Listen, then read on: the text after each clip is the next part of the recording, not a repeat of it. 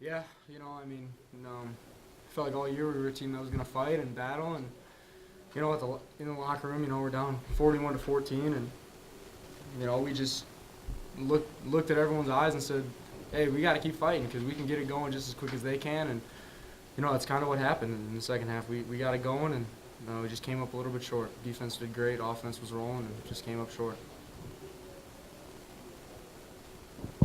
Chris, what happened on the last pick, on the last when you were headed down there? It was a screenplay, and the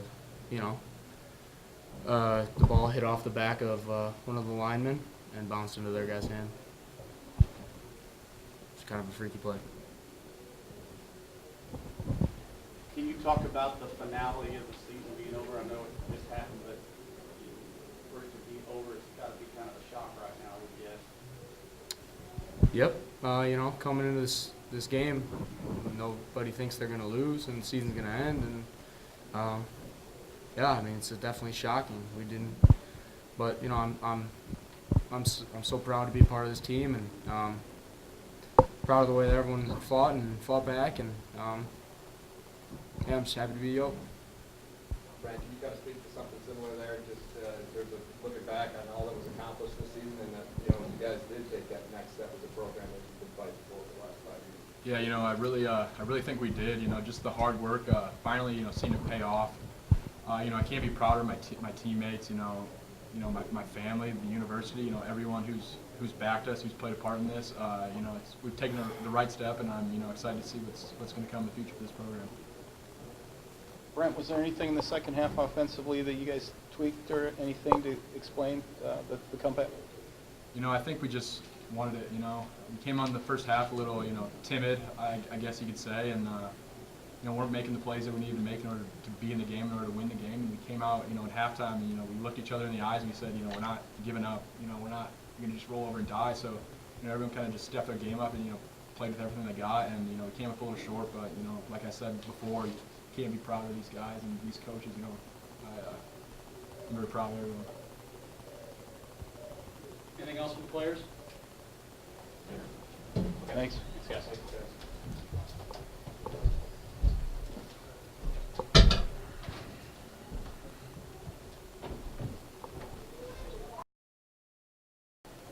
right, Coach, opening comments whenever you did settle there. Well, I'll start. Congratulate Coach Keeler and his football team and their staff. It was a great football game. Not an exceptionally good first half for us, but I'll give Sam Houston a lot of credit there. Offensively, we knew it was really going to be a challenge to slow them down. And we knew anytime we could get them off the field, it was going to be a big stop. And we also knew they were going to have to match points, and we did a poor job of that in the first half. Didn't capitalize on some conversion situations. We let them capitalize on conversion situations, and then we turned the ball over there, which hurt us. And I challenged the guys at halftime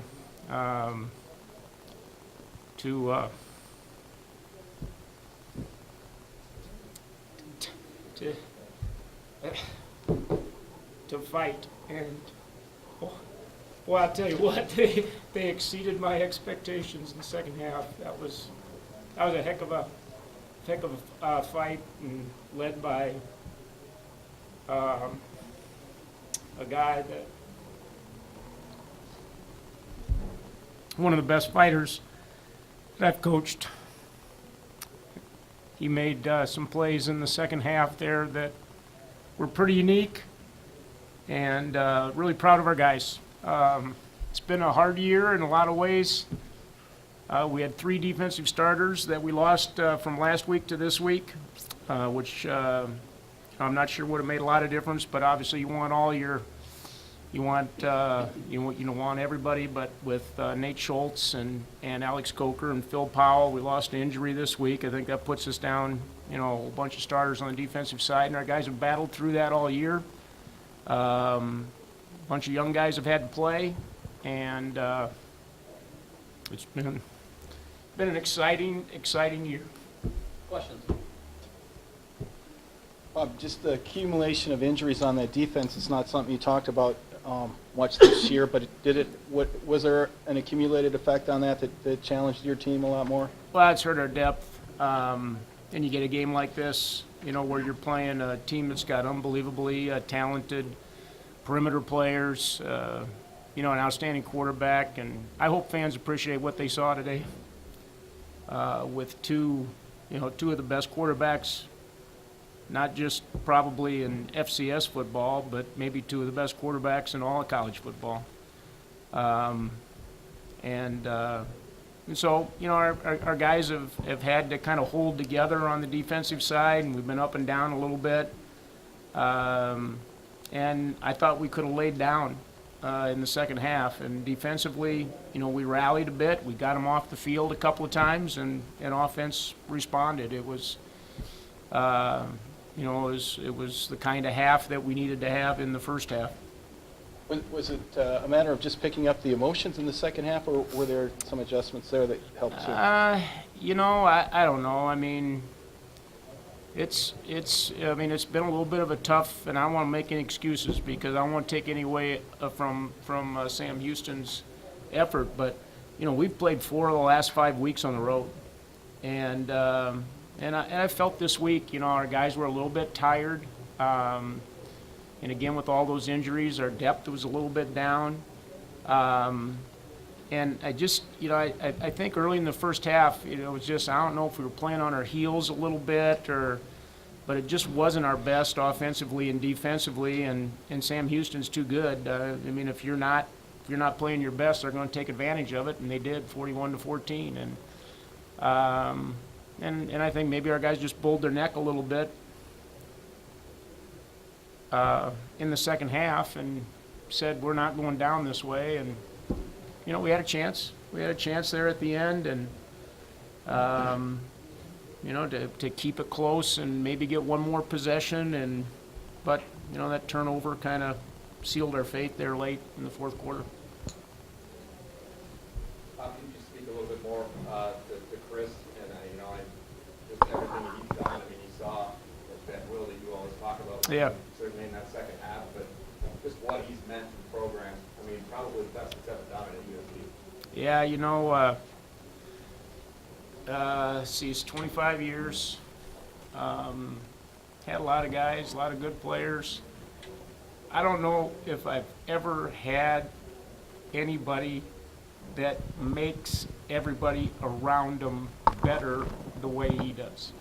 And some of that is just his competitive nature, his unselfishness. To have a guy who's only been in our program 2 years become the kind of leader that he has become is really, really unique.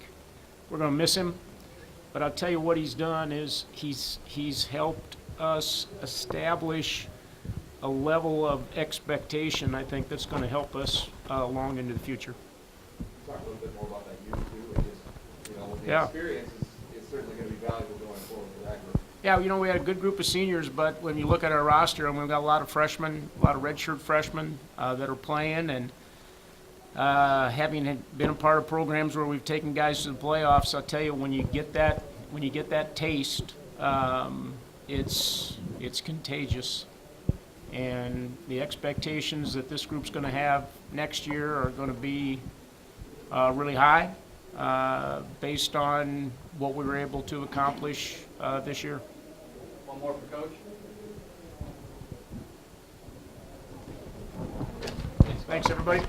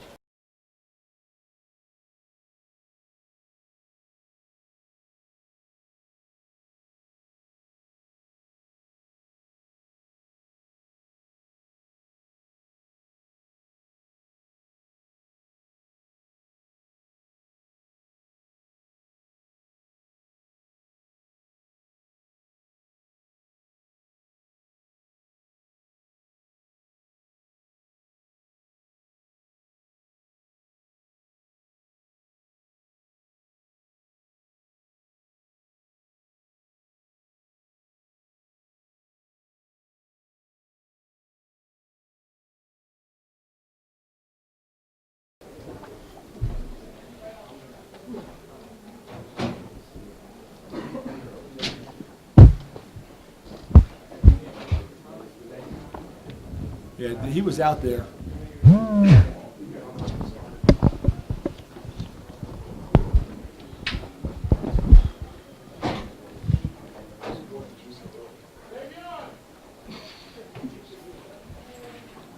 I could have done that. What's that? Just hollered down the hallway. I could have hollered. When I get you started. Okay. We're going to start with an opening statement from Coach, then we're going to bring in Davion Davis and Jeremiah Briscoe. Yeah. They're here now. Come on, guys, let's go.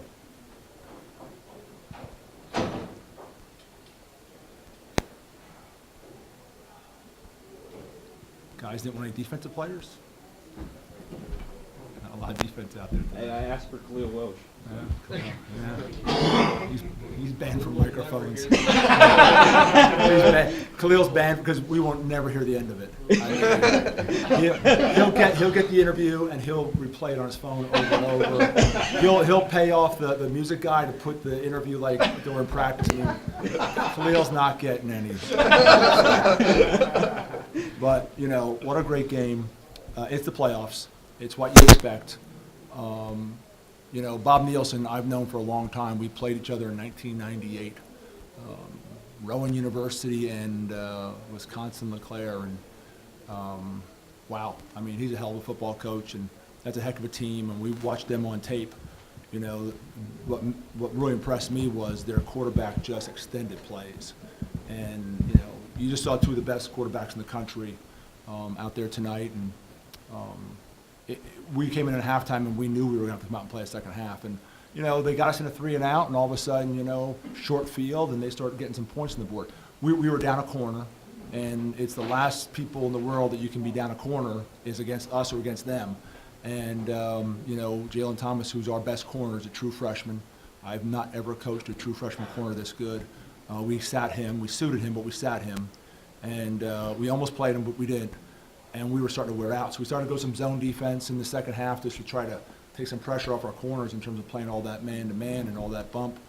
And you can't do that against these guys because the quarterback just extends plays and finds guys in the open window. So, you know, offensively, you saw, you know, what we can do. I mean, with 700 yards of offense, 55 points or whatever it is. I mean, it's amazing what Jeremiah and that offensive line and those group of wide receivers and tight end and running back can do. Defensively, I thought we played a great first half. I thought we were out a little bit, especially at the corner positions. And that's where I think they made some hay. So great to get a win. You know, we're 12-0 at home in the playoffs. It's great playing at home. And I think that's 19 in a row for us here. So obviously huge advantage playing here at Bowers. Love playing here in Texas. And we're going to get a chance to, play at home this week. I know nothing about Kennesaw State. I didn't even know that was on our side of the bracket because we don't pay attention to any of that. It's not even part of our vocabulary. So someone just told me coming off the field that you're playing Kennesaw State, and I know they're from Georgia, but that's about all I do know. So, you know, we'll figure that out, you know, after we get in here tomorrow morning. So, questions?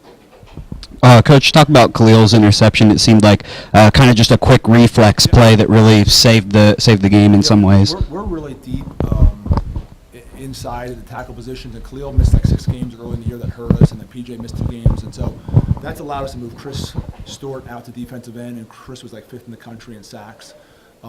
So Khalil gets in there, and he's just a fast motor guy.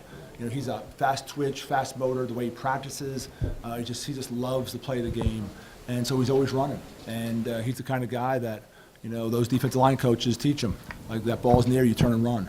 And he started to turn and run, and all of a sudden the ball was in front of me, went and made a play on it. So it was really nice seeing him, you know, make a play. You know, because he missed some games early in the season, we started a freshman in front of him, and that's hard on him. But he doesn't even blink an eye; he just keeps on working through it. So it was neat to see him make a play because he's sort of a locker room favorite. But you know, we kind of want to keep him in his place though too. So. Hey, Coach, is there anything to say on Yeti's injury right now? Yeah, I think it's just a bruised hip. You know, just one of those things where it just was so stiff he couldn't go in. I mean, he's tough as nails. You know, we sat him for a month because of the hamstring, and we got him back 100%. But you can see, you know, Corey Compton came in and really sort of took over the game there for 3 or 4 or 5 plays there in a row. and, Davion can go into slot. So it didn't really affect us too much because we have the versatility. Tyler Scott got dinged, so all of a sudden we lost another slot, so we lost our top 2 slots.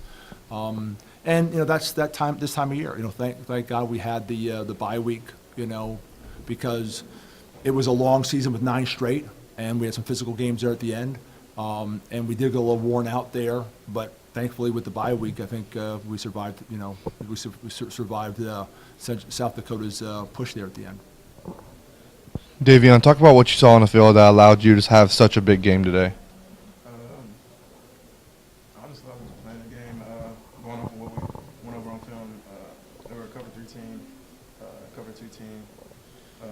I was just doing my job. Jeremiah, I wanted to ask you about the importance of 2 plays. One, the long pass to Nathan Stewart that set up the field goal to go 44-35, and then obviously if the interception, played any part in generating some momentum for you guys there at the end. Khalil's interception? Or Yes. the one I threw? No, his interception, yes. Yeah, no. The interception that Khalil got there, I mean, that was huge, absolutely huge, and that gave us a spark. And the whole time our offensive line was saying, it's in our hands now, like, give it to us. And so, I mean, that's what they did. I mean, Remus was sitting there, he was foaming at the mouth, just ready to go.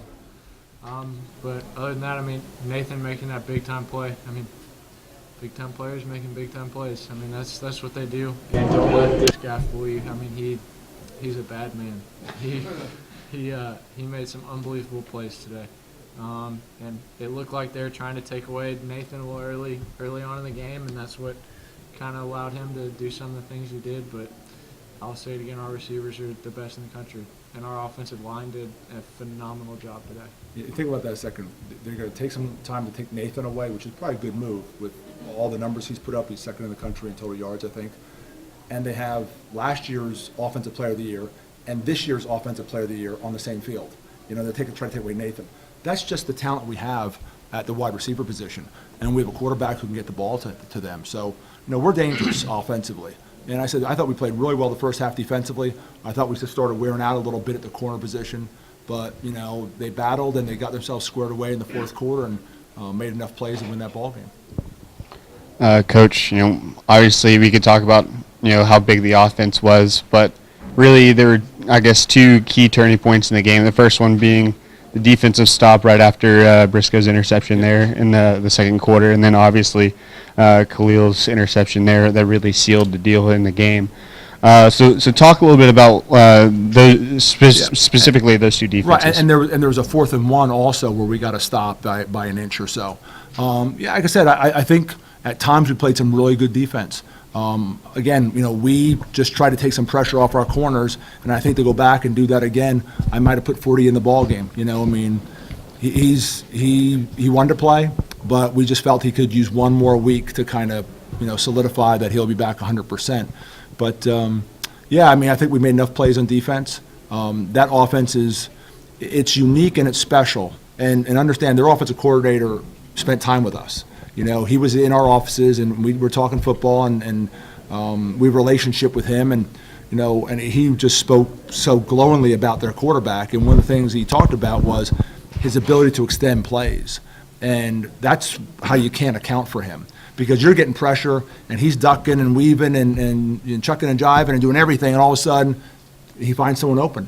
And great example, we had edge pressure, and it looked like there could be a maybe 15, 18, 19-yard loss. Instead, they got the first down because I thought he was throwing the ball out of bounds, and they threw it to a delayed out route. It just was a great game, and there were some critical plays on defense that really got us over the top. And you say that, and you still gave up all the points we did, but against an offense like that, it was pretty impressive. Jeremiah, talk about the importance of Corey on one of the late drives there, just hitting him for what seemed like 3 times for about 60, 70 yards going down the field to get you in field goal range. Corey Compton? Yes. Yeah. I mean, Corey gets so overshadowed, and I don't think Corey gets nearly as much respect as he should. I mean, Corey is he's just as good as these guys. He's kind of taking a backseat to it. But he's a special player, and he's one of the most unselfish people. and he just sits there and he waits for moments like that. And he's somebody that I trust just as much as him. I mean, he's always there doing what he's supposed to do, and then he's not afraid to make a big time play. So yeah, I mean, Yeti going down, him having to go in there. I mean, it didn't bother him at all. Jeremiah, was it difficult for you in the second half with all the success you had in the first half because it just wasn't clicking? I wouldn't say that we weren't clicking. They changed some things up, and we had to kind of figure it out and make some adjustments there. And so once we made our adjustments, we got rolling there. But I mean, that's a dang good team. I mean, you can't expect to roll them all night long. They're going to make changes just like you are. So they started doing some things differently, and we had to come up with the answers. And I thought we did a good job of it. Jeremiah, you pretty much answered what I was going to ask you, but the fact that, the first half of the offense just totally clicked, 460, 480, whatever it was, yards. But then the first 4 times in the third quarter, 3 and out. And just something like, though, when you guys are on, I mean, it looks like you're pretty much unstoppable in offense. Yeah, no, I mean, whenever that bye week was huge for us, getting back healthy, giving us kind of that extra week to prepare, kind of had an idea what they were going to do. They came out and did that, and I mean, we were rolling there. And then there at halftime, they made some adjustments because they're a dang good football team, and we had to answer what they were going to do. So they kind of stopped us there for a second, and then we kind of got us back rolling. Jeremiah, can you talk about being back at home next week and just how big that is for you guys to play here at Bowers? It's absolutely huge. I don't think words can describe how much of an advantage it is playing here at home. Not having to travel and all sorts of those other distractions that could pop up. And then, I mean, our home crowd, and then being here, we're pretty tough to beat here at home in the playoffs. So it's a huge advantage. Yeah, especially next week because it's finals. Last year we traveled this week, and we were moving finals all over the place so we could get our kids squared away. So, next week our kids get a chance to take finals like everybody else, and we get a little bit more normal rhythm to our week than we did last year at this time. Any more questions? Thank you. Don, can you talk about just how much success you had there in the first half, and were you surprised that you were, I don't know, like a one-man wrecking machine at times? No, sir, I was not expecting it at all. I was going out there doing what I was supposed to do, but it felt good. Felt good to do it. I was playing for my grandma tonight. It was just exciting.